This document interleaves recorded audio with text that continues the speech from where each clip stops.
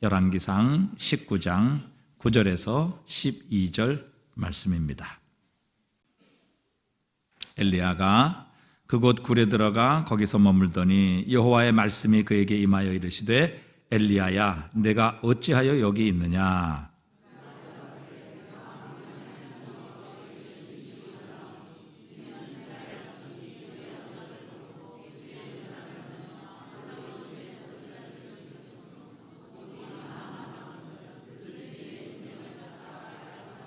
함께 읽습니다. 여호와께서 이르시되 너는 나가서 여호와 앞에서 산에 서라 하시더니 여호와께서 지나가시는데 여호와 앞에 크고 강한 바람이 산을 가르고 바위를 부수나 바람 가운데 여호와께서 계시지 아니하며 바람 후에 지진이 있으나 지진 가운데도 여호와께서 계시지 아니하며 또 지진 후에 불이 있으나 불 가운데에도 여호와께서 계시지 아니하더니 불 후에 세미한 소리가 있는지라. 아멘. 우리 또 존 하문 목사님 오랜만에 오셨습니다. 우리 존 하문 목사님 제가 참 존경하는 우리 목사님이시고, 특별히 이제 우리 조 목사님은 이제 서울대 공대를 나오시고 또 우리 대기업 LG에서 일을 하시다가 도미하셔서 또 이제 미국에서 공부를 하시고 또 사역을 하셨습니다. 지금은 이제 학교, 신학교나 혹은 대학교 가서 강의를 하시고 특별히 이제 메디컬 미션에 많은 부분을 헌신하고 계십니다. 우리 첫째 아들과 며느리도 이제 의사하고 또 막내는 터키에 지금 선교사로 가 있습니다. 그래서 이 의료 선교를 통해서 많은 지금 주의 복음을 전하고 계시고 또 특별히 이제 우리 목사님과 사모님이 또 거기 가셔서 한의사 자격증도 또 따셨어요. 여러분 아프신 분 계시면 또 끝나시고 또 진료를 받으시면 됩니다. 특별히 조나한 목사님, 우리 조상원 장로님의 동생이시고 우리 교회를 참 사랑하십니다. 저희 교회를 사랑하시고 또 멀리 계시지만 저희 교회를 아껴주시고 늘 위해서 기도해 주시는 아주 좋은 목사님이십니다. 또 오늘 이렇게 귀한 발걸음 주셔서 또 말씀 전해주셔서 참 감사합니다. 우리 나오실 때 한번 큰 박수로 우리 환영해 주시면 고맙겠습니다.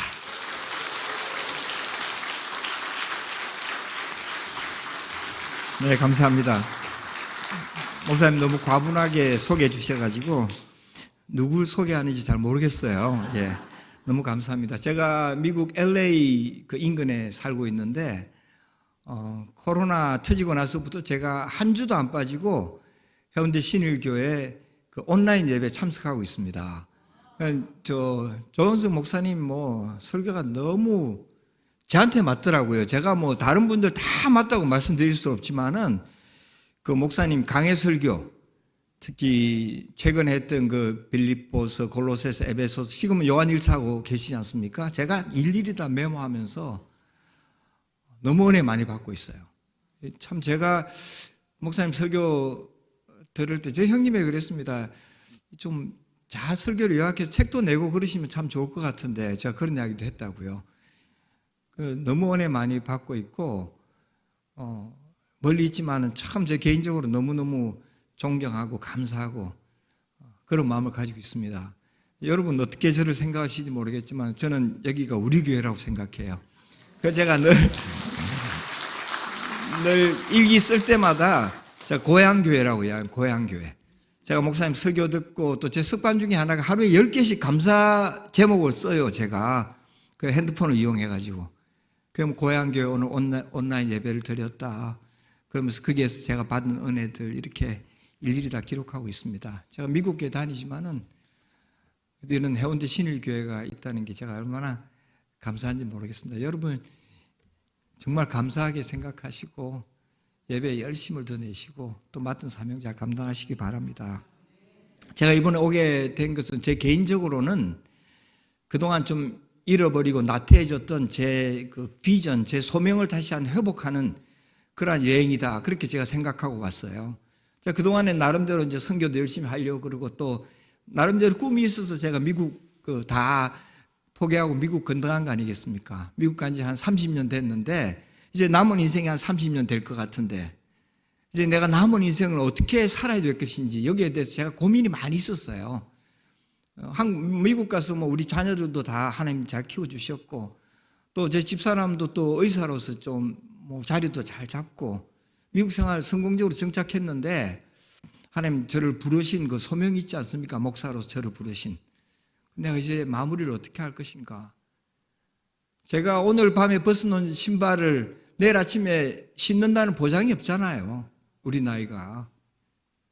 그래서 그런 고민을 하면서 이제 꼭 여러분 스페인 그 산티아고 순례길을 돌듯이 이번에는 가서 내 옛날에 그 신앙의 동료들도 만나고, 제가 또 양육했던 후배들도 보고, 또 교회들 다니면서 선교에 대한 도전도 하고 그러겠다고 제가 왔습니다. 이번에 이제 대구에 또 서울에 몇몇 그 집회 약속이 되어 있고, 그다음 제일 중요한 건 이제 그 쿠이스라고 코리안 유니버시티 오브 인터내셔널 스튜던트라는 선교 후보생들이 하는 그 선교 학교가 있어요. 거기에서 이제 뭐 영어로 한국어로 강의를 부탁해가지고 그걸 제가 준비해서 왔습니다. 그래서 제가 전공이 조직신학이기 때문에 우리 선교 후보생들한테, 또 평신도 선교사들이 많이 계시더라고요. 그런 분들이 이제 참 열정은 대단하시지만은 신학적인 백그라운드가 약하기 때문에 내가 그걸 도와줄 수 있겠다 그랬습니다. 뭐 교만한 말인지 모르겠지만 하나님 나에게 주신 은사가 교리를 가르치고 전달하는 것이기 때문에 내가 그걸 도와줄 수 있겠다. 그래서 이제 그 강의가 준비되어 있어요. 아까 목사님 뭐 미리 설명해 주셨지만 제 둘째 아들이 튀르키예 선교사로 가 있습니다. 제가 평신도 선교사로 헌신했죠. 제가 신학 공부를 하고 가라고 제가 처음에 굉장히 많이 말렸어요. 그 신학 공부하는 중에 좀 열정이 좀 사라져서 안 가겠다 하면 좋겠다는 생각이 들어가지고 신학 공부 먼저 하라고 그러니까 그냥 안 하고 지금 가겠다고 그래요. 그래서 제가 이제 최근에 통화하면서 아빠가 너희 선교 사역을 도와줄 수 있는 게 아빠에게 주어진 은사가 이거니까 내가 꼭 강의를 통해서 본부에 가서 선교 후보생들 교리 교육을 제가 도와주겠다고 그랬어요. 그랬더니 처음엔 둘째 아들이 피하더라고요. 그래서 아빠 잘해. 너가 생각하는 것보다 아빠가 퀄리파이드 된 렉처야. 그랬더니만 그래? 그러더니만 우리 아들이 영어로 된 이력서, 한국어로 된 이력서를 자기한테 보내라 그러더라고요. 그래서 아이고 내가 보내주지 뭐 그래. 이력서 써가지고 보내주고 이제 본부하고 이야기 되어가지고 제가 서울에 올라가면 그 일정들 이제 온라인으로 강의를 좀 준비하기도 하고 해서 그 강의를 할 계획이 있습니다. 또 그런 일정들을 가지고 왔는데 제일 처음으로 이제 우리 현대 신일교회 성도님도 만나 뵙고 또 그동안의 근황도 알려드리고 또 최근에 있었던 그 튀르키예 저희 메디컬 미션 같은 팀들 그런 사역도 간단하게 좀 소개시켜드리고 그렇게 은혜를 나눴으면 합니다. 특히 한번 슬라이드 제가 간단하게 준비를 했는데 이 튀르키예가 여러분 어떤 나라입니까? 인구가 한 9천만 명 조금 미만인 나라고 예전에 오스만 제국이 여러분 그 유럽 쪽으로는 서유럽 쪽으로는 스페인과 포르투갈도 점령했었고요. 그 다음에 저 동부 쪽으로 해가지고는 체코, 벨기에, 네덜란드까지 점령했던 나라고 또 그 다음에 아시안 쪽으로는 인도까지 점령하고 또 중국의 위구르족이 이슬람 문화권이거든요. 거기에도 영향을 미치고 인도네시아, 말레이시아 이런 데까지 세계를 정복했던 그런 대제국이 있었던 나라가 튀르키예입니다.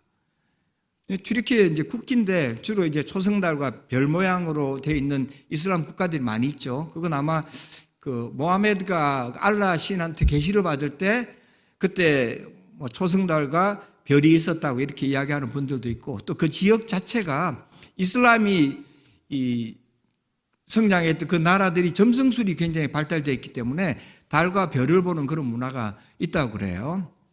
다음 보시면은 이슬람 제국이 오스만 제국까지 포함하면은 거의 1300년 동안 유럽을 벌벌 떨게 만들었던 그러한 제국입니다. 대제국입니다. 그리고 지금 이슬람을 믿는 그 인구수가 한 20억 정도 돼요. 전 세계 인구의 4분의 1 가까이가 이슬람 문화권에 살아간다고요. 그리고 언어가 거의 똑같아요. 한 17개국 정도가 이슬람 국가라고 그 등록이 되어 있는데 거의 다 동일한 언어를 씁니다. 그리고 거기에서 이제 다른 언어를 쓰는 나라가 터키, 그 다음에 중동에 있는 국가들 중에서 터키하고 이란이 자기 나라 언어를 가지고 있죠. 그래서 뭐 굉장히 그 아랍어 하나만 가지고도 그 복음을 전하는데 전혀 문제가 없는, 왜 언어가 왜 통일되어 있느냐 하면 전부 다 그 꾸란을 읽기 때문에 그래요. 아랍 하나 가지고 거의 다 말이 다 통합니다. 저희 아들이 대학교 다닐 때 그 이집트에 가서 아랍어를 배웠거든요. 지금은 이제 터키에 가서 터키어를 배웠는데, 터키어하고 아랍어 하나만 가지면 그 이슬람 문화권에서는 복음을 전하는데 전혀 문제가 없고 대화하는데 전혀 문제가 없어요.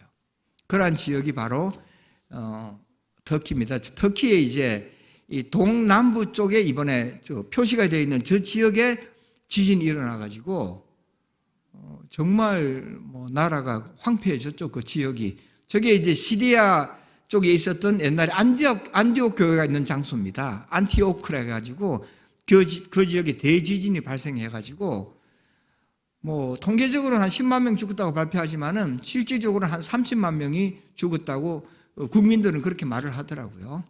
다음 페이지 보시면 이게 이제 무너진 건데, 정말 제가 가보니까요, 여러분 팬케이크 이렇게 겹겹이 쌓여둔 것처럼 전부 다 뭐 몇 층 집들이 무너져가지고 저 속에 사람들이 다 파묻혀서 죽은 거예요. 그러니까 파내지도 못하고 그냥 공동묘지로 그냥 덮어가지고 끝내는 걸로 그렇게 이야기하고 있습니다. 다음 비슷한 상황이에요. 그 다음도 한번 보시고, 다음. 이렇게 집이 휘어 있잖아요, 그죠? 그 다음 보시면 저기 이제 저런 난민촌을 대한민국에 가서 건설해 주기도 하고 유엔에서 건설해 주기도 하고 그 텐트에서 많은 사람들이 생활하고 있는 그런 상황입니다. 올 2월 달에 지진이 발생했는데 저희 둘째 아들한테 연락이 와가지고 엄마 아빠가 바쁘겠지만은 병원 때문에 올 수 있으면 메디컬 미션 팀이 오고, 또 엄마 아빠가 메디컬 미션 쪽에 경험이 많이 있으니까 같이 조인해가지고 일을 해주면 어떻겠느냐.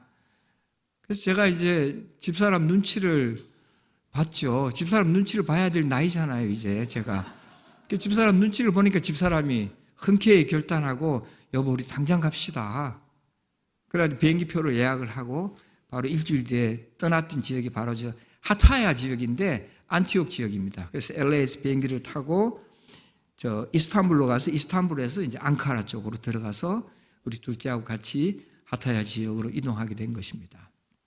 다음 보시면 저희가 이제 야전병원을 우리 둘째가 이제 거기 저 하타야 지역에 있는 병원장이라든지 지역 유지를 만나가지고 이제 관계를 잘 맺어서 야전병원을 이렇게 설립을 했더라고요. 주로 이제 양방이 설치되고 약이 없는 건 아니에요. 약이 뭐 넘쳐나는데 그게 제대로 보급이 안 되고 또 제대로 활용할 줄 모르니까 환자들이 제대로 치료를 못 받더라고요.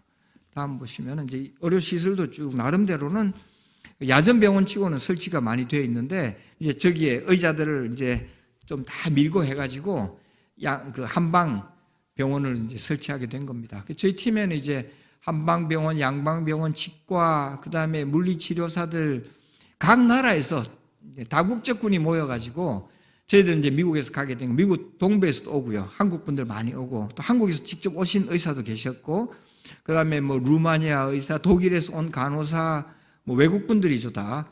그 다음에 뭐 필리핀 소아과 의사 이런 분들이 다 모여가지고 합력해서 이제 선교 사역을 하게 된 겁니다. 다음 보시면 우리 선교 팀이에요. 예, 저 중간에 있는 제일 예쁜 여자가 제 집사람입니다. 보면은 제일 작은데 집사람이 이제 한방을 책임지고 주로 하고 저는 이제 대언론 담당 뭐 이런 것들 주로 했습니다. 집사람 보조하고. 다음 보시면은 이제 사람들이 한방 쪽에 사람이 굉장히 많아요. 항상 선교 가면 느끼는 게 양방 의사들도 할 일이 참 많이 있지만은 한방은 처음 경험하는 게 많이 있거든요. 그리고 하나님께서 기적적인 역사를 많이 보여주세요. 침 하나 꽂는 걸로 뭐 사람들이 낫고 이러니까 신기하죠. 그래서 한방 쪽이 이렇게 영업이 제일 잘 되는 그런 구조로 되어 있습니다. 다음 보시면은 약도 굉장히 많아요. 보세요. 약이 많은데 이제 그걸 관리를 잘 못하고 또 유엔이라든지 미국 이런 데서 약을 굉장히 많이 공수해가지고 약국을 한 곳에 차려두었습니다. 그래서 저도 몸이 그때 아파가지고 약을 좀 달라 그러고 닌겔 주사도 맞고 그랬습니다. 다음 보시면은 집사람이 이제 침을 놓고 제가 이제 의사같이 행세하면서 보조를 하고 있는 겁니다. 그다음에 제가 이제 그 레이저 기계를 가져갔어요. 그게 여러분 차 한 대 값입니다. 저 장비 자체가. 근데 저희들이 이제 텍사스 병원도 하고 또 캘리포니아에도 병원이 두 군데 있기 때문에 한 장비를 그냥 통째로 가져가 가지고 우리 둘째한테 이 장비를 주고 왔어요. 이건 부작용도 없고 레이저 장비 가장 최신 장비고 필요하면 허리가 아프다든지 염증 있는 사람들한테는 레이저로 치료하면은 효과가 있으니까 이걸 꼭 써라 이렇게 해두고 우리 둘째 집에 놔두고 왔습니다. 자, 쓰는지 어떤지는 모르겠는데 하여튼 여러 한방 장비들을 다 놔두고 오게 됐죠. 다음 우리 팀인데 저 왼쪽 노란 옷 입은 여자분이 루마니아에서 온 그 농부예요. 그리고 자기는 뭐 소도 기르고 이랬다는 이야기를 하더라고요. 그 다음에 이제 제 옆에 서 있는 분은 이제 튀르키예 의사입니다. 자기가 의사인데 자기 평생에 이렇게 한방을 처음 봤다는 거예요. 그래서 좀 와서 봐도 되겠냐. 그래 우리 옆에 와가지고 계속 도와주기도 하고 묻기도 하고 그랬던 튀르키예 의사입니다. 보시면은 저분은 꼭 오만 샤리프 같이 생겼잖아요. 예, 그런 분인데 이제 그 파킨슨씨 병이 굉장히 심해져가지고 잘 걷지를 못해요. 그래서 이제 예전에 제가 선교제에 가서 그 중풍병자들이나 귀머거리나 뭐 이런 사람들이 걷는 걸 워낙 많이 봤거든요. 그래서 제가 모시고 와가지고 혹시 하나님께서 고쳐주시면은 너가 훨씬 더 보행도 자유롭고 그럴 수 있겠다. 조금 진전은 있었는데 완전히 낫는 건 못 보고 왔습니다. 저희들이. 그 다음에 오른쪽에 있는 저분이 이제 태어날 때부터 전신마비 환자인데 발이 이렇게 360도 거꾸로 돼 있어가지고 걷지를 못해요. 그리고 자기가 뭐 지금 자기가 몸이 불편해지고 나서 한 번도 바깥에 나오지를 않았대요. 그런데 이제 우리 병원에 오게 소문을 듣고 왔는데 계속 오라고 이제 보통 한두 번 정도밖에 치료를 못 해주지만은 너는 매일 와라. 우리가 매일 치료해 주겠다. 그래서 왔어요. 그래서 나름대로 우리가 최선을 다해 치료를 하지만은 낫고자 하는 의지가 중요하다. 예수님께서 너가 낫고자 하느냐 물어보셨잖아요. 너가 낫고자 하는 의지가 중요하니까 집에 가서도 걸어야 되고 발목을 돌리려고 힘을 써야지. 한방적으로는 그래야지 이제 좋은 기가 돌아가지고 회복이 빨라진다고요. 그래서 너가 걸어야 된다 그랬죠. 그랬더니 이제 자기가 자기 집입니다. 집에서 걸으려고 하는 것들 사진을 찍어 와가지고 저희들한테 보여주더라고요. 그리고 나중에는 이제 자기 동생까지 데리고 와가지고 우리 동생도 좀 치료해달라. 동생도 비슷하더라고요, 증상이. 그러니까 아마 그 유전적인 문제가 좀 있는 것 같기도 해요. 동생도 똑같은 저런 마비 증상을 가지고 있더라고요. 그런 환자인데 다음에 가면 많이 나 있지 않겠느냐 그렇게 기대하고 있습니다. 예, 저기 이제 계속 치료하는 장면이고 저 오른쪽에 이제 중간에 있는 분이 그 하타야 지역의 굉장히 유지입니다. 교장 선생님이라 그러든가 시장이라 그러든가 하여튼 그랬는데 그분이 와가지고 튀르키예 저 말은 뭐냐면은 자기들이 어려운 시기에 한국에서 와서 우리를 도와줬다. 그 문장을 써둔 거예요. 그러면서 저희들이 치료해 주면서 튀르키예는 우리 형제 국가, 형제 나라다. 형제, 너희들이 우리가 6.25 동란으로 시빌 워라 그러잖아요. 코리안 워로 어려웠을 때 너희들이 터키가 여러분 미국, 영국, 캐나다 다음으로 네 번째로 보병을 파병해 준 나라입니다. 예. 그리고 많이 죽었어요. 왜냐하면 튀르키 오스만 후손들이라고 그래가지고 항복을 잘 안 했다 그래요. 그래가지고 총알이 떨어지면 착금하고 나가지고 100병전으로 싸워서 굉장히 많이 전사했다 그래요. 그런 민족이 튀르키예거든요. 제가 그런 이야기 하면 그 사람들이 막 저를 껴안고 막 우는 거예요. 지금도 제가 그 이야기 하니까 좀 감동이 되는데 어떻게 우리를 잊지 않고 봐줬냐 그거예요. 껴안고 그냥 우는 게 아니라 펑펑 울더라고요. 전 그렇게 울 줄 몰랐어요. 그래서 우리는 같은 형제 나라 아니냐. 그럼 너무너무 좋아해요. 여러분 대한민국 국민들이 외국에 나가서 1등 국민으로 대우받는 거의 유일한 국가가 튀르키예입니다. 한국 사람들은 너무너무 좋아해요. 예. 어지간한 인물 이상 되면 다 BTS인 줄 알아요. 그 사람들이. 저보고도 막 사진 찍자고 막 굉장히 많이 막 많이 왔었어요. 젊은 그 애들부터 해가지고. 왜 그러냐고, 왜 내보고 사진을 찍자 그러냐. 아, BTS 닮았대. 비슷하게 보이나 봐요. 그래서 너무너무 감사하고, 인사도 많이 받고, 자기 집에 그렇게 많이 초대하려고 그래요. 예, 그 이슬람 문화가 또 그렇거든요. 저희들도 좀 쉬어야 되니까 괜찮다고 그래. 자기 집에 오라 그러고. 그렇게 좋아하고, 또 2002년 월드컵에서 우리가 3, 4위전에서 졌잖아요. 더 좋아해요. 아, 너희들 우리한테 졌잖아. 뭐 이렇게 하면서 되게 좋아해요. 다음 보시면은, 예. 제가 이제 언론 담당. 이상하게 저한테 자꾸 그 방송국에서 와가지고, 아마 남성 중심의 사회니까, 제가 리더가 아니라고 또 전체 리더가 있으셨거든요. 동부에서는 의사가.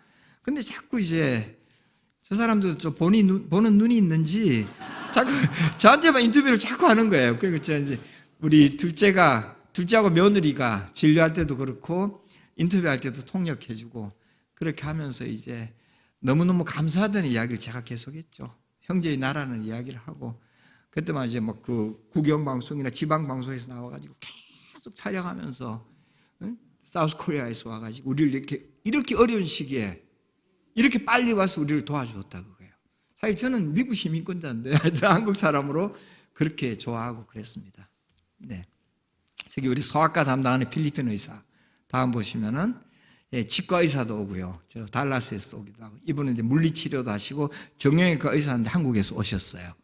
다음 보시면 이분은 이제 그 간호사입니다. 간호사인데 오스트레일리아에서 왔던가 그랬어요.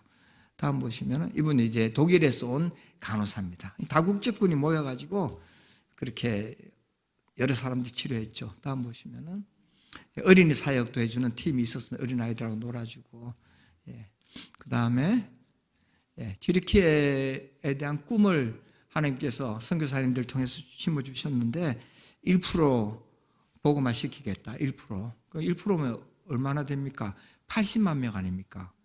거의 뭐 불가능한 숫자에 가깝죠. 그 이슬람 문화권에서 80만 명을 복음화 시키겠다는 그런 목표를 가지고 참 선교사님들이 매주 공원에 나가가지고 복음을 전해요. 복음을 전하고 그 관계를 계속 맺어가면서 뭐 저희 며느리나 저희 아들도 보면 한 주도 쉬지 않고 그 어린 우리 손자를 칭칭 동료 메고 나가가지고 복음을 전하고 있더라고요. 그래서 제가 우리 둘째 보고 너가 진짜다. 아빠 멘토다. 너가 아빠 참 본받을 게 많이 있다. 그렇게 이야기했습니다. 예. 그래서 하나님께서 이슬람 국가지만은 남겨둔 7,000명이 있을 것이다. 그런 믿음을 가지고 선교사님들이 계속 복음을 전하고 열매가 많이 있어요. 예. 그 영어 예배 드리는데 한 20명 정도 모인다 그러더라고요. 그리고 이제 그 선교사님들이 이제 신분 문제가 늘 어렵기 때문에 카페를 차려가지고 거기에 이제 카페를 가지고 신분을 유지하고 이제 그런 일들을 하고 있습니다. 그래서 거기에 우리 둘째가 튀르키예에 도착해서 처음으로 전도해가지고 예수 믿고 세례받은 그 친구가 그 카페 점장을 하고 있더라고요. 도슈라는 친구인데 제가 하면 아들같이 또 저를 아빠같이 그렇게 좋아해요. 같이 이야기도 하고 그랬습니다. 은혜로 택하심을 받은 사람이 있는 것으로 믿고 복음을 최선을 다해서 전하고 있는 선교사님들이 많이 계십니다. 네.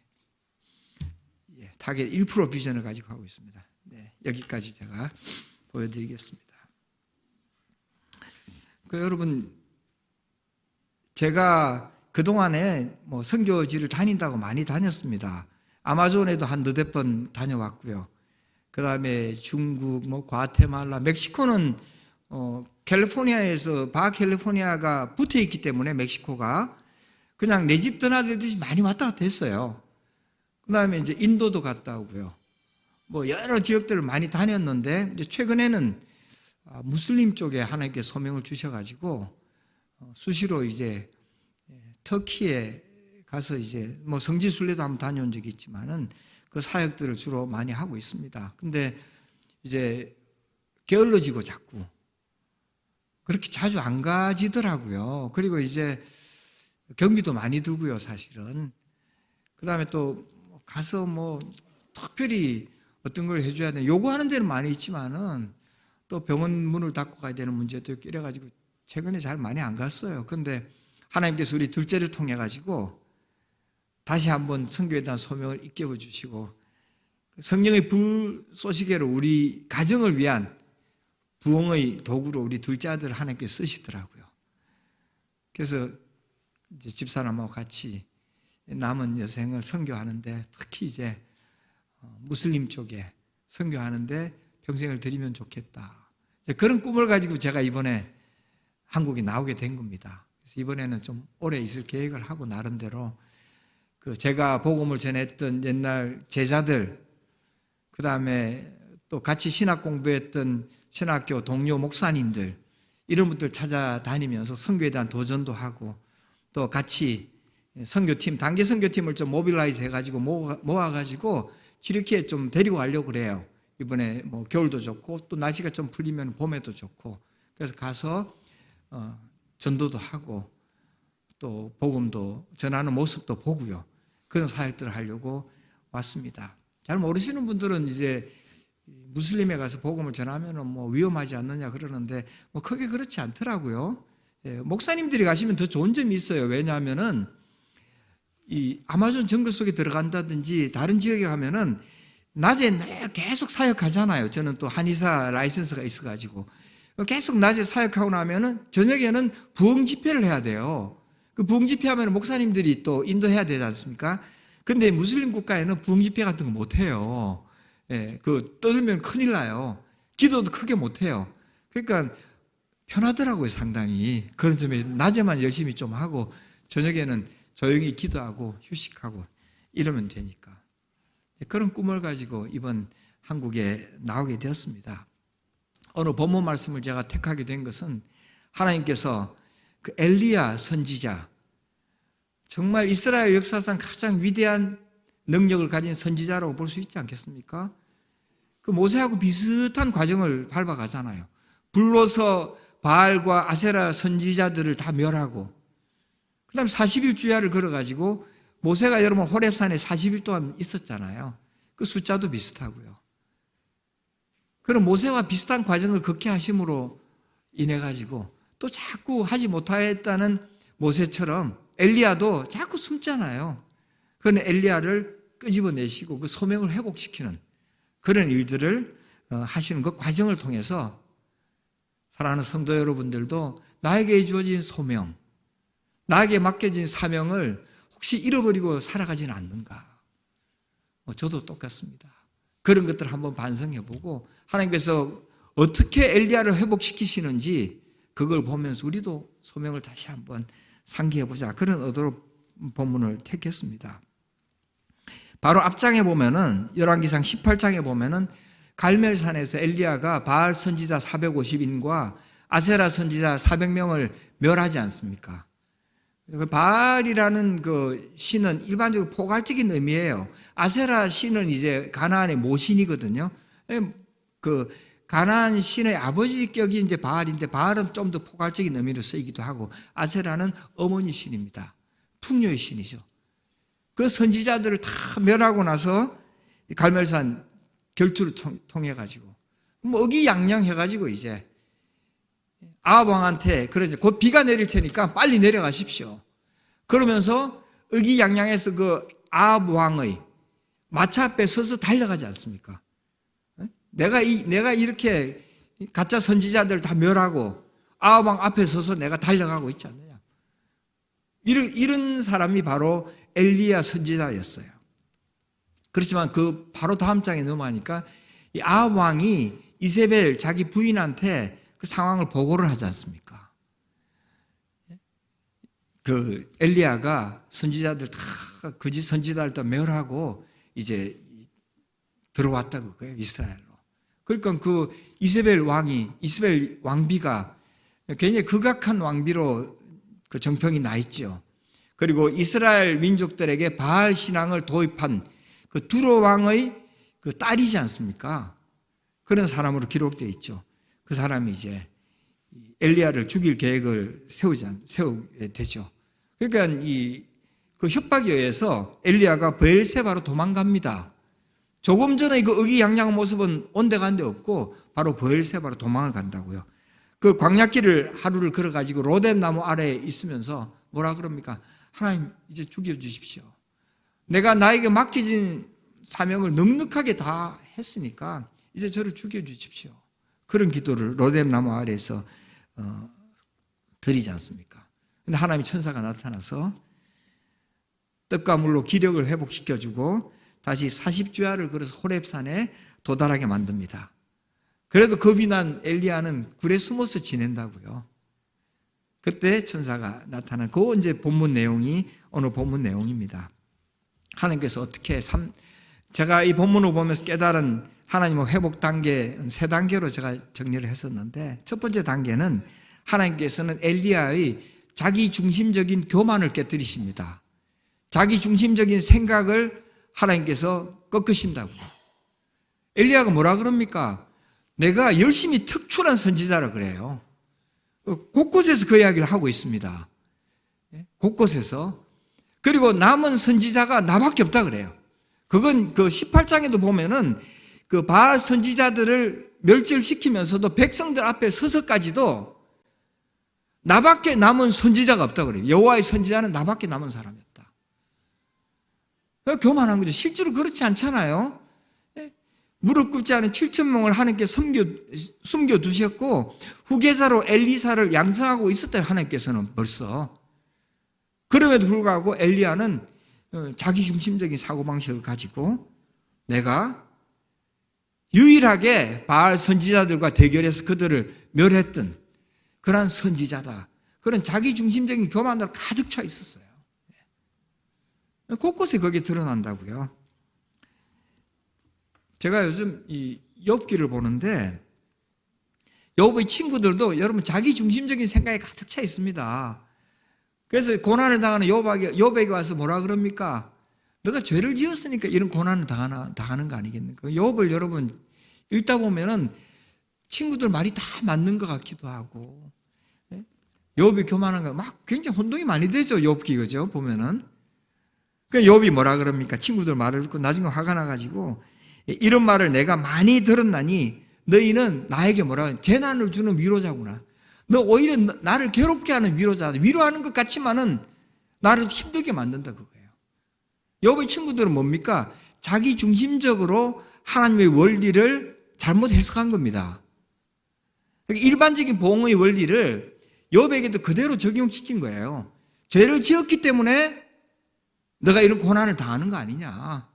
그러니까 죄를 회개하고 하나님 앞에서 올바른 관계를 회복하면은 이 고난이 사라질 거다. 이런 일반적인 보응의 원리를 욥에게 적용시킨다고요. 그게 여러분 통계적으로 맞는 것 같지만은 그건 항상 맞는 게 아니에요.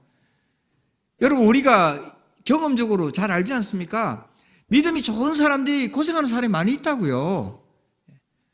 믿음이 안 좋은 사람이 오히려 형통하는 것처럼 보일 때가 많이 있단 말이에요. 그게 여러분 현실 아닙니까? 그 한국 교회가 여러분 이 prosperity theology라 그래서 번영신학, 크리스찬은 다 잘 돼야 된다. 우리가 하나님 믿으면 복을 받는다. 이런 신학이 잘못 전파되어 가지고 가난하면은 굉장히 믿음이 안 좋은 것처럼. 제가 어셈블리가 그 하나님의 성회에서 안수받은 순복음 계통의 목사입니다. 안수는.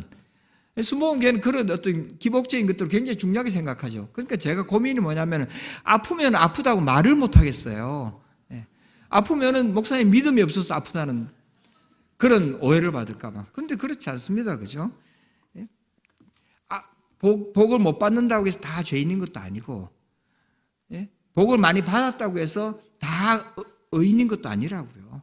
그 일반적인 보응의 원리를 잘못 적용했기 때문에 욥에게 오히려 재난을 주는 그런 위로자가 되어 있는 거 아니겠습니까?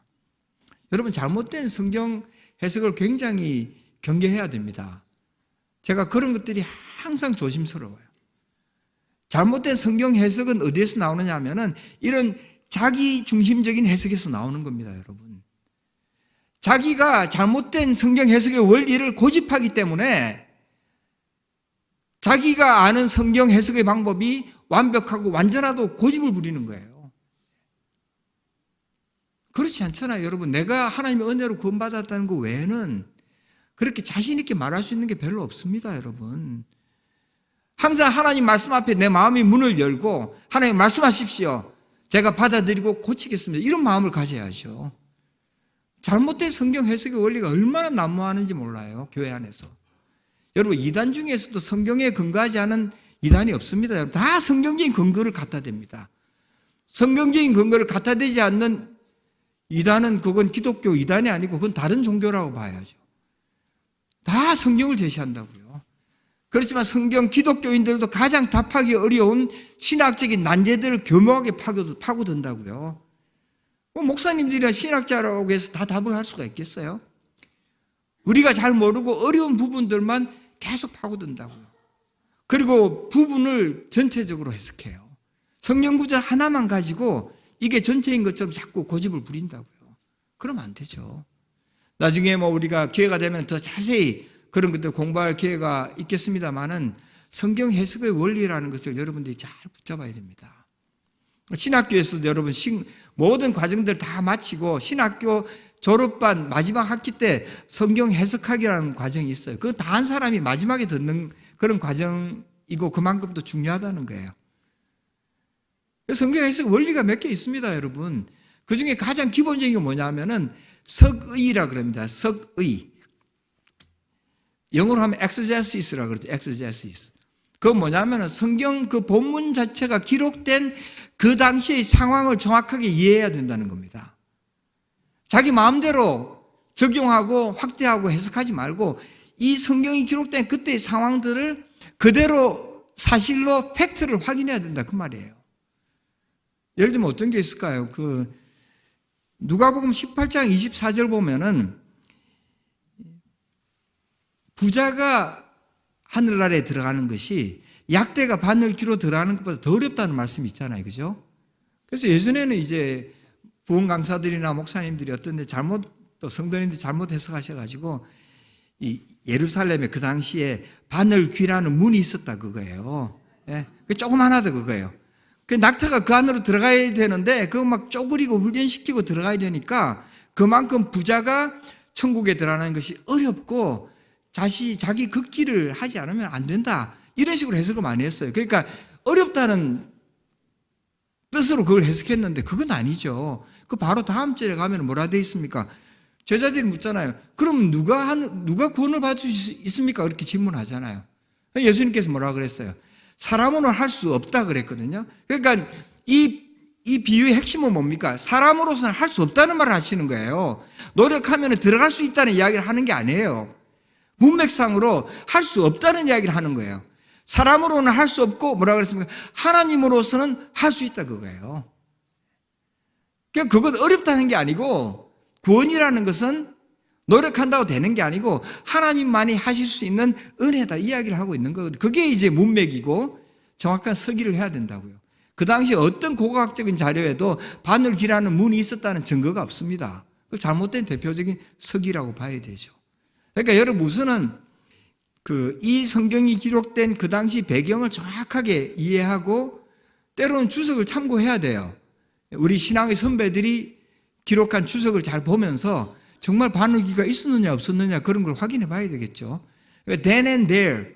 그때 그곳에서 어떤 일이 있었느냐는 걸 확인해야 돼요. 그 다음에 here and now. 지금 현재 이것이 우리에게 어떻게 적용되어야 되느냐. 그 다음 단계입니다. 그러니까 앞에 단계를 충실하게 하지 않고 바로 넘어가 버리니까 잘못된 해석이 나오는 거죠. 문맥이 굉장히 중요한. 문맥이라는 것은 여러분 뭡니까? 컨텍스트라 그러잖아요. 앞뒤 다 자르고 보면은 앞뒤 다 자르고 자기한테 맞는 구절만 가지고 주장하면은 그게 그럴듯하게 보이는 거죠. 거두절미하고 그 부분만 가지고. 그럼 안 돼. 전체 흐름을 봐야 된다는 것이죠. 고린도전서 15장이 이제 성경 해석하기 위해서는 많이 인용이 되는 이 서신이 고린도전서입니다. 다양한 주제가 많이 들어가 있어요. 그 서신에. 고린도전서 15장 29절을 보면은 죽은 자들이 부활이 없으면은 죽은 자들을 위해서 받는 너희들이 죽은 자들을 위해서 받는 세례가 무슨 소용이 있겠느냐 이런 구절이 있어요. 기억나십니까 여러분? 부활이 없으면은 죽은 자들을 위해서 받는 세례가 무슨 소용이 있겠느냐? 그래서 그걸 보고 이제 앞뒤 문맥은 보지는 않고, 여러분 고린도전서 15장이 그 유명한 부활장이지 않습니까? 사도 바울은 부활의 교리를 설명하고 있으면서 그 예를 든 거거든요. 그래서 초대교회도 그럼 죽은 자들을 위해서 세례를 받는 그런 의식이 있었네. 근데 그런 것들이 잘못 활용되어 가지고 캐톨릭에서 여러분 죽은 자들을 위한 기도라든지 죽고 나서 행하는 의식이 굉장히 많이 있어요. 김수환 추기경도 돌아가시고 하시니까 천국 가도록 기도를 많이 하시더라고요. 지하 1층에 모여가지고요. 그래서 그거 보면서 김수환 추기경 같은 분도 천국 가기가 저렇게 힘들면은 우리 같은 사람은 어떻게 가겠습니까? 잘못된 해석이거든요. 그럼 고린도전서 죽은 자를 위해서 받는 세례는 뭐냐면은 그것이 잘못되었지만은 죽은 자를 위한 부활이 있기 때문에 그러한 세례를 받는 의식이 너희들 속에 면면이 이어내려 오고 있다는 그 사실을 설명하는 거예요. 죽은 자를 위한 세례 자체가 올바르다는 말을 하는 게 아니라, 그냥 여러분 성경을 보실 때 이것이 단순히 묘사인지 아니면 이것이 명령인지 그 구별할 수 있어야 돼요.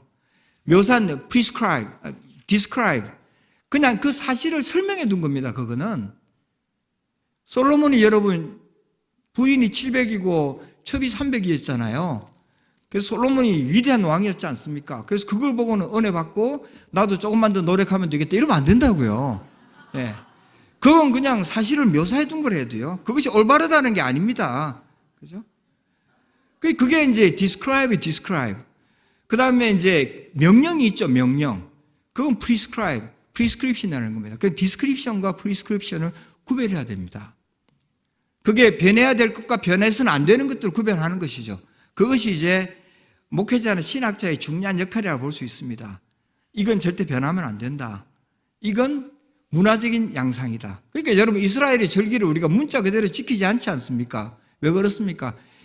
이스라엘의 대부분의 절기는 예수 그리스도의 구속의 역사 속에서 이미 완성되었다고 보는 거거든요.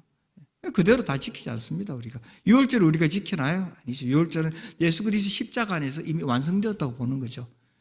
그러니까 어떤 것들은 그 기본적 의미를 이해하면 되는 것이고, 어떤 것은 이스라엘의 특수한 문화적인 양상이라고 볼 수 있는 것이고, 이건 절대로 우리가 양보할 수 없는 기본적인 진리라고 여러분 생각을 해야 되는 겁니다. 그리고 여러분 또 한 가지 더 중요한 원리는 뭐냐면 다 제가 말씀드리지 못하겠지만 저자의 의도를 잘 파악해야 돼요. 저자 왜 바울이 이 서신을 기록했는지, 시편은 어떤 의도로 기록되었는지. 시편은 여러분 문학 서적입니다. 그렇죠, 그죠? 문학 서적의 시편을 보고 나서 은혜 받았다고 거기에서 삼일째 교리를 끄집어내고 그런 건 아니에요.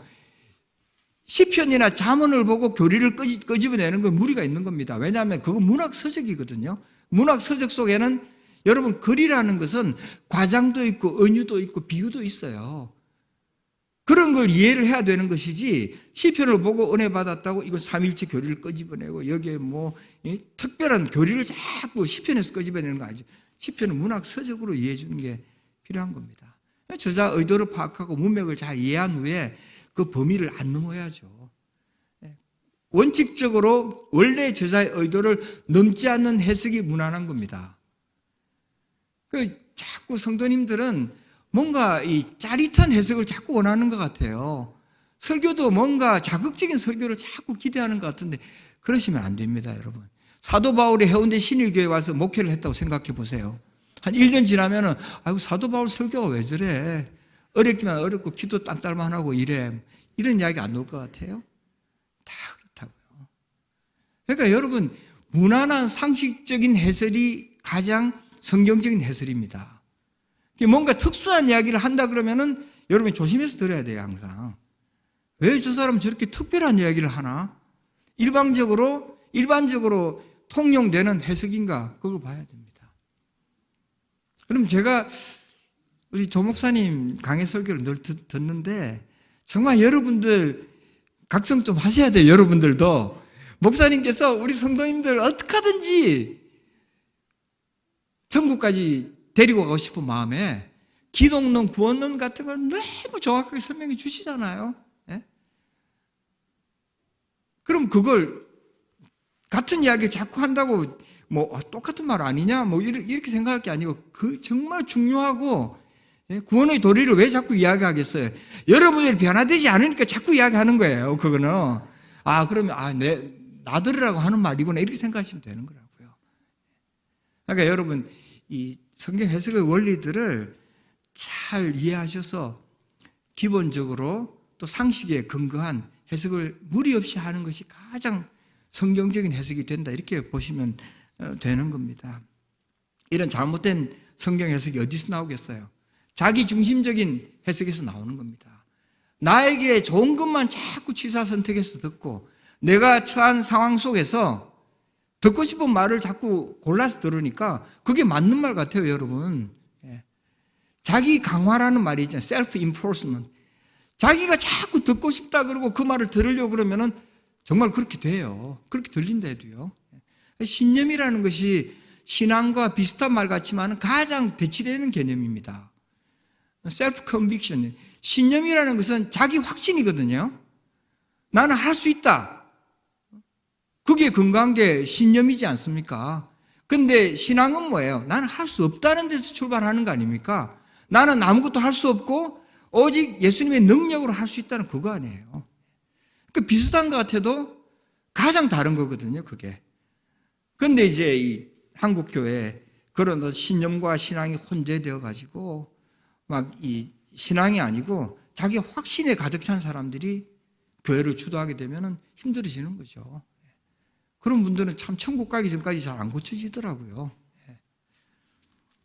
이런 이기적인 생각들, 자기중심적인 생각들, 엘리야의 교만을 우리가 경계해야 됩니다. 그 첫 단계로 우리 자신의 그런 교만을 하나님 꺾어주시는 거죠. 두 번째 단계는 뭡니까? 넉넉한 음식도 주시고 세미한 소리로 말씀해 주시잖아요. 육적인 필요도 채워주시고 또 메시지도 주신다고요. 영육간의 필요를 다 회복시켜 주시죠. 지금 굴에 숨어가지고 제대로 먹지도 못한 엘리야를 자 가자 40일 주야를 걸어가지고 호렙산으로 데려가면 버틸 수가 있겠어요. 우선 좀 먹여준다고요. 먹고 사는 문제가 간단한 문제는 아니죠, 여러분. 제가 LG에 10년을 근무했는데 참 그렇기 때문에 제가 조금은 직장인들 애로사항을 이해를 좀 하는 편입니다.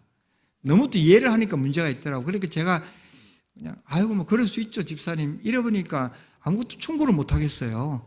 이해를 해버리니까 너무. 여러분 다 가장들이 힘들게 직장생활 합니다. 위에 있는 부장님이 그냥 택도 아닌 지시를 내려요. 그러니까 내가 그래 들어와서 내가 안 한다. 잘 먹고 잘 살아라 너. 그렇게 해서 사표를 쓰는 것까지는 다 하잖아요. 사표를 쓰고 이제 내가 오늘 퇴근하면서 그냥 부장 얼굴에 던져주면서 그래 잘 먹고 잘 살아라. 나는 간다. 이를 각오를 한다고요. 가만히 오후 점심 먹고 생각해 보니까 자녀들 생각, 아내하고 또 자식들 생각이 나거든요.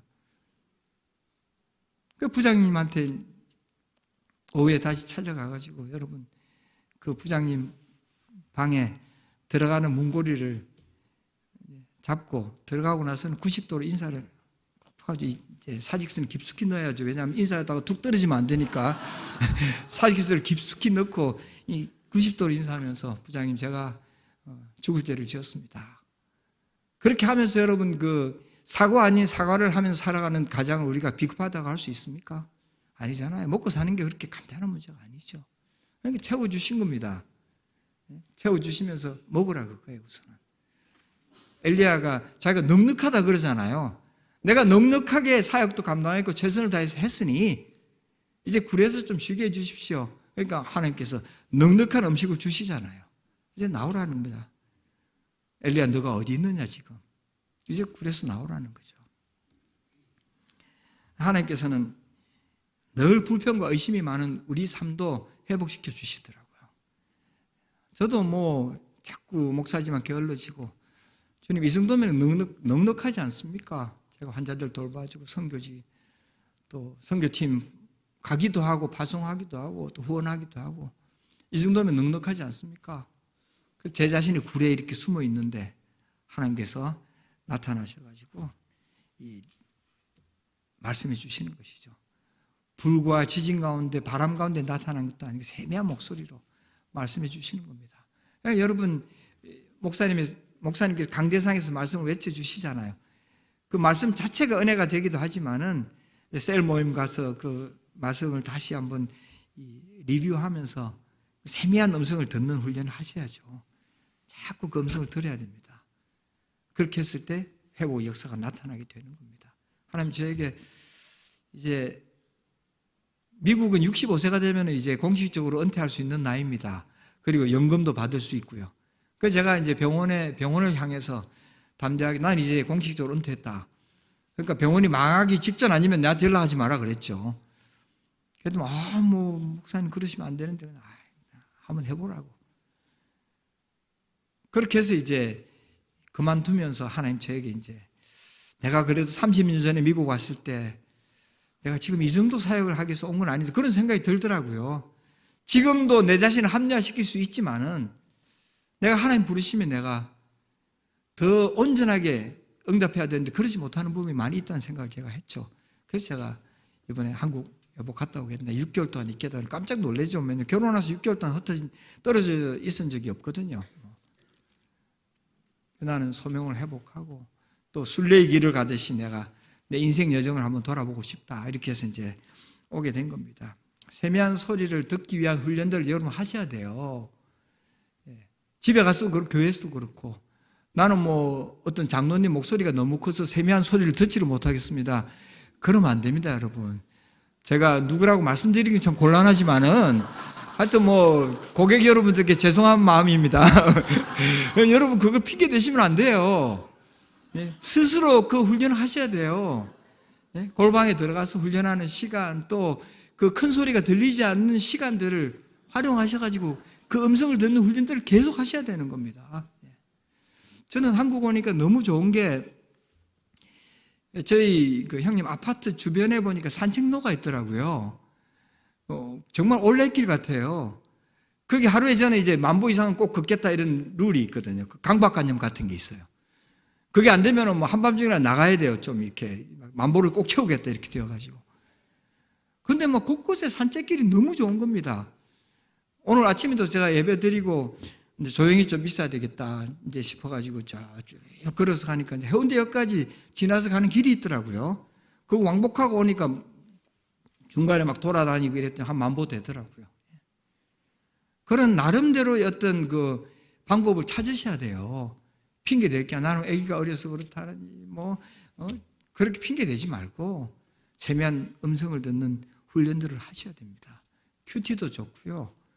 또 성경 공부도 좋고 다양한 노력들을 하셔야 되죠. 기도 모임에 참석도 하셔야 돼요. 기도라는 게 여러분 참 어려워요. 저는 성도님들이 목사님은 신앙생활 중에서 뭐가 제일 어렵던가요? 그러면 저는 기도가 항상 어렵다고 제일 이야기해요. 기도가 제일 어렵죠. 기도를 통해서 자신을 꺾는 게 제일 어렵습니다.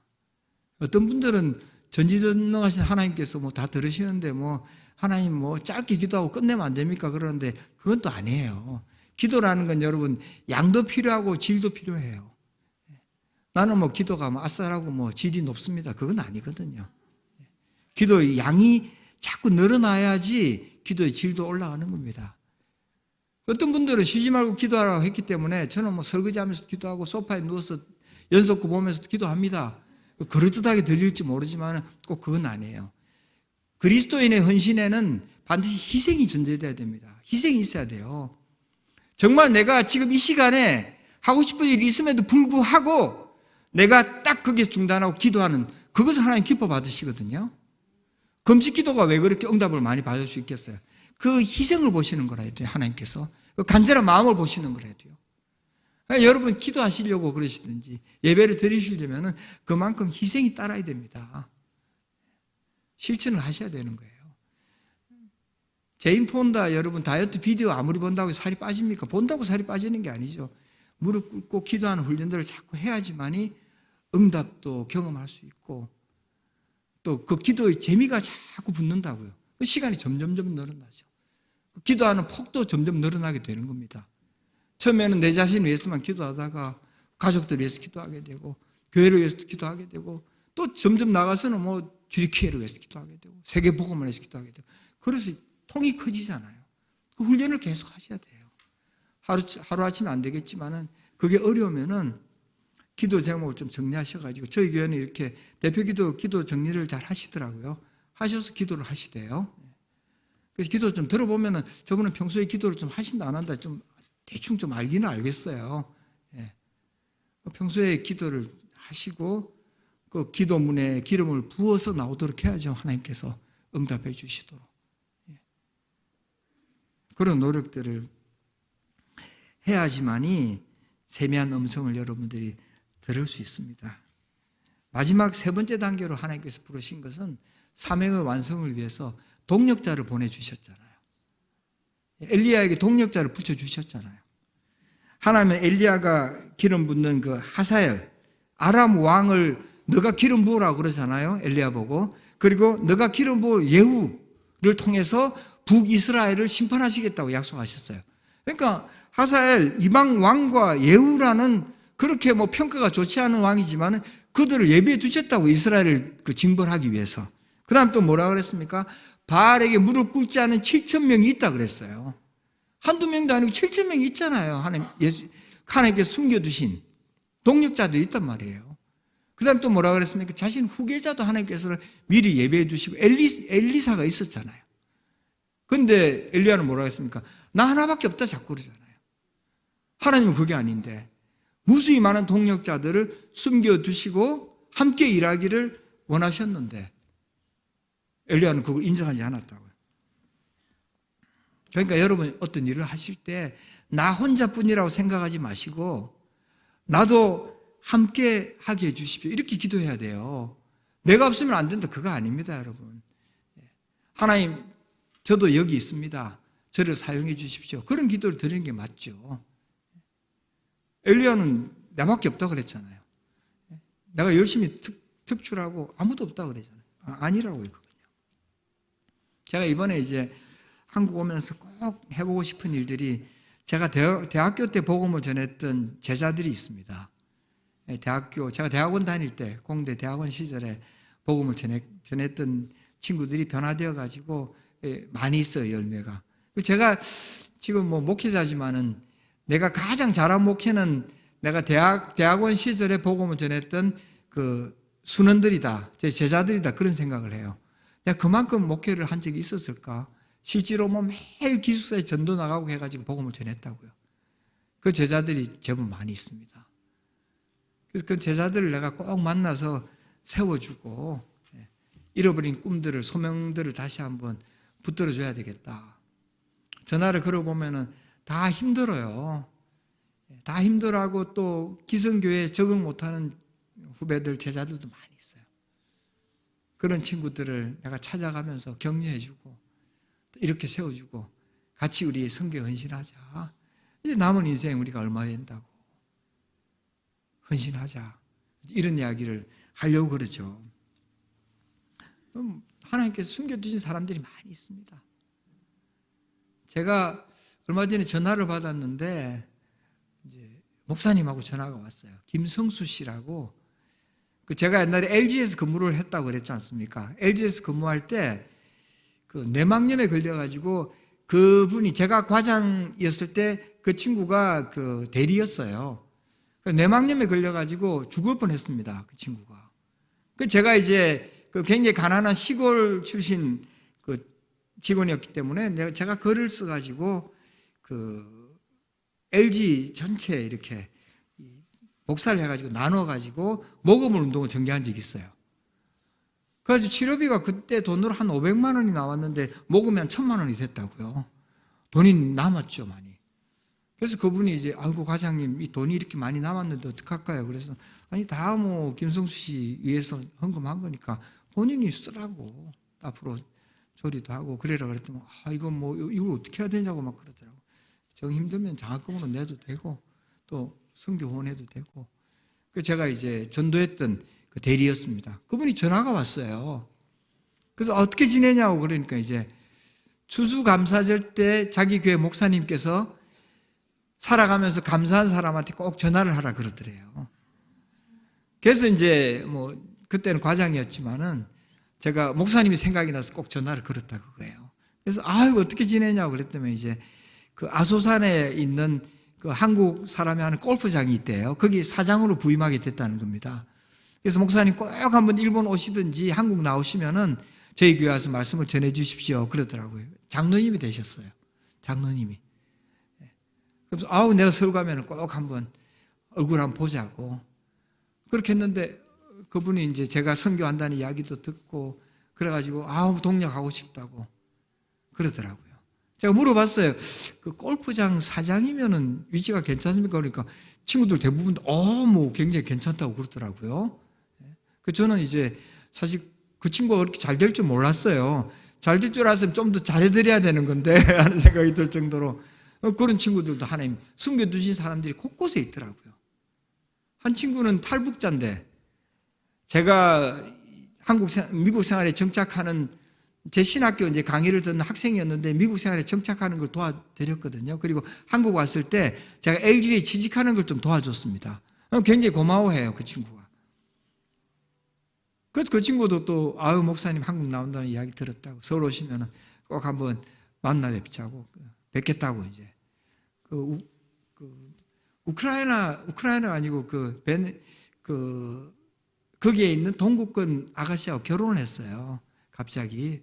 그래서 모르겠어요. 뭐 저보고 주례를 써달라는 건지 아니면은 뭐 미국 들어오는 방법에 대해서 궁금한 건지 뭐 잘은 모르겠는데 그런 친구들도 하나님께서 숨겨두셨더라고요. 이번에 서울 가면은 그런 친구들 다 모아서 표대 없이 살아가는 사람들이 얼마나 많이 있겠어요. 한때는 날렸겠지만은 그런 사람들 다 취합해서 자 이제 우리 남은 인생 뭐 지역교회를 섬기든 지역을 복음화 시키든 또 다른 나라로 나가든지 간에 선교를 하든 평생을 주님 앞에 드려서 이제 남은 인생을 그렇게 살면 좋지 않겠느냐. 그런 사람들과 동력을 이루려고 그러죠. 교회 내에서도 다 여러분 동력자들이지 않습니까, 여러분? 예. 서로 좀 양보하고 서로 마음에 안 드는 게 있어도 이해하고 품어주고 어차피 천국에서 영원히 봐야 될 얼굴인데 그런 태도가 필요한 것이죠. 좋은 동력자들을 많이 만나는 우리 현대 신일교회가 되었으면 좋겠습니다. 엘리야는 자기 중심적인 생각을 먼저 꺾어주셨잖아요. 엘리야에게. 그 다음에 세미한 음성을 들려주시고 넉넉한 필요를 채워주셨다고요. 그 마지막으로 동력자를 다 예배해 두셨잖아요. 이런 단계를 통해서 여러분들에게도 잃어버린 소명들을 회복시켜 주실 것입니다. 그걸 기대하고 지금 현재 상황들에 대해서 자꾸 부정적이고 비판하지 않고 하나님 나에게 또 새롭게 시작하라는 그 명령을 나에게 주실 것이다. 그런 소명을 회복하셔야 됩니다. 저도 그러려고 노력할 겁니다. 계속 기도하고 여러분 모두 다 그런 소명을 회복하는 그런 기회가 되기를 바랍니다. 기도하겠습니다. 하나님 아버지, 소명을 잃어버리고 굴에 숨어 있었던 엘리야를 하나님 다시 부르셨습니다. 내가 지금 어디 있느냐?